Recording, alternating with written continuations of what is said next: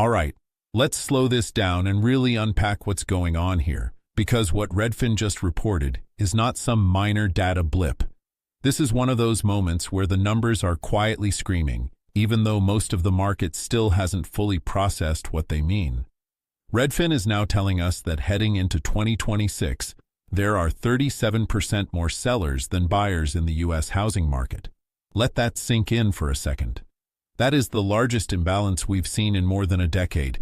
Housing is a supply and demand game, and when sellers dramatically outnumber buyers, prices do not stay elevated. They simply cannot.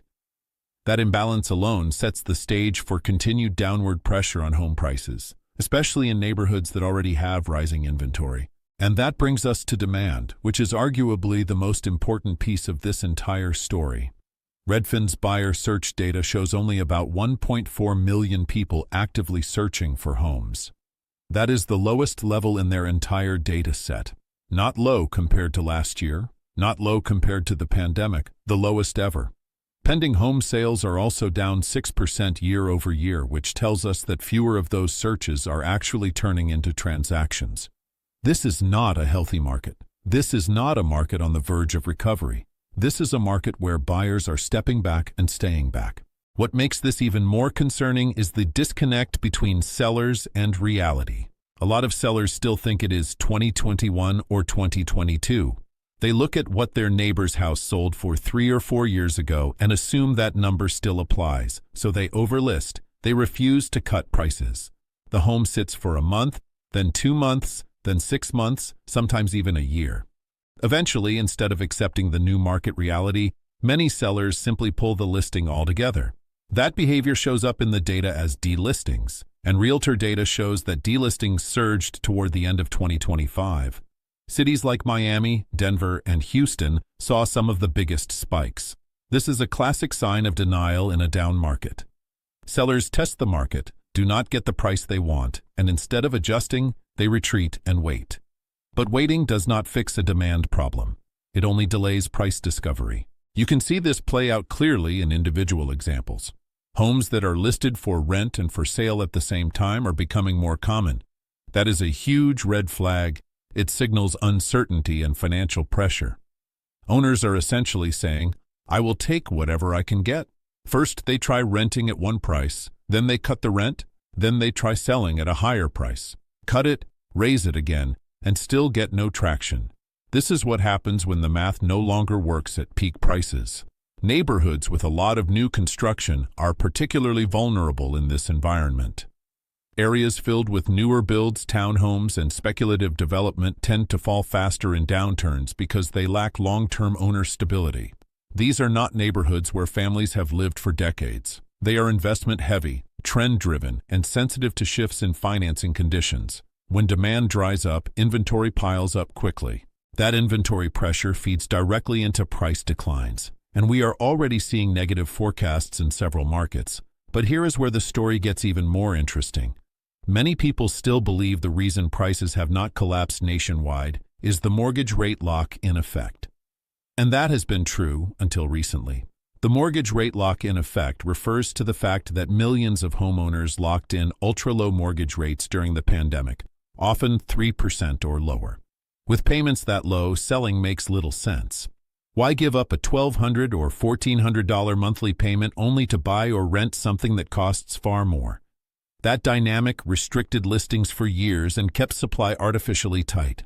But that lock-in effect is starting to crack. When you look at mortgage rate distribution data, the shift is clear. Before the pandemic, a large percentage of homeowners had mortgage rates of 6% or higher. During the pandemic, that number collapsed as refinancing surged. At the peak, only about 7% of mortgage holders had rates above 6%. That is when lock-in was strongest. Fast forward to today, and that picture has changed dramatically. More than 21% of mortgage holders now have rates at 6% or higher. That is higher than the percentage of homeowners with sub-3% rates. This tells us something critical.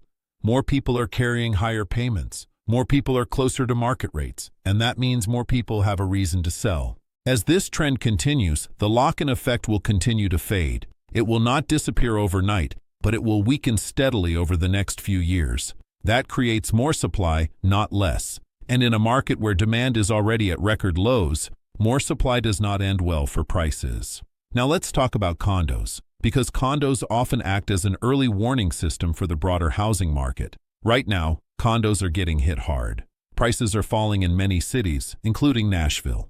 Nationally, condo prices are under pressure, and it is being described as the weakest condo market in more than a decade. On the surface, lower prices might sound appealing, but when you dig into the math, the problems become obvious. Condo buyers are not just buying a unit, they are buying HOA fees, and those fees almost always rise over time. $400 a month becomes $600. $600 becomes $800. In some markets, especially Florida, HOA fees are already exceeding $1,000 a month. That alone destroys affordability and investment returns. When rental income does not cover mortgage payments plus HOA fees, condos stop making sense as investments. And when owner-occupants realize they are buying a liability rather than a lifestyle upgrade, demand dries up quickly. That is why condos are often the first domino to fall, followed closely by new builder inventory. Builders are another key signal. They cannot sit on inventory forever. They have financing costs. They have timelines. When builders start cutting prices and offering incentives, they are telling you exactly where the market is headed. They react faster than individual homeowners because they have to. What we are seeing now is that builders and condo sellers are adjusting first, while existing single-family homeowners are still holding out. But existing home sales are at some of the lowest levels seen in decades. That tells us demand is not there at current prices, even in so-called good neighborhoods.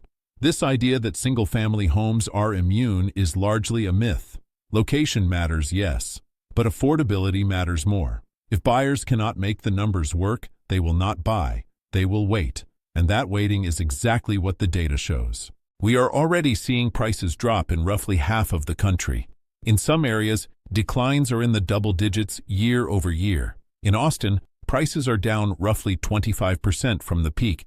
That did not happen because Austin suddenly became undesirable. It happened because prices ran far ahead of incomes and financing conditions changed. The real takeaway here is not fear. It is clarity. Markets correct when reality is acknowledged. If sellers adjust prices to where buyers can afford them, transactions resume and demand returns. But that process requires acceptance. And right now, too many sellers are still clinging to yesterday's valuations. As we move deeper into 2026, the forces pushing toward correction are strengthening, not weakening. Low demand, rising seller pressure, fading lock-in effects, and early declines in condos and new builds all point in the same direction. The big question is not whether prices will adjust. It is how quickly sellers will come to terms with the new market. And that answer will vary by city, by neighborhood, and by property type. This is why paying attention to the data matters more than headlines or anecdotes. The signs are there. They are consistent, and they are becoming harder to ignore. If you enjoyed the video, like, share your thoughts in the comments, and subscribe to the YouTube channel so you don't miss out on the next important analysis update.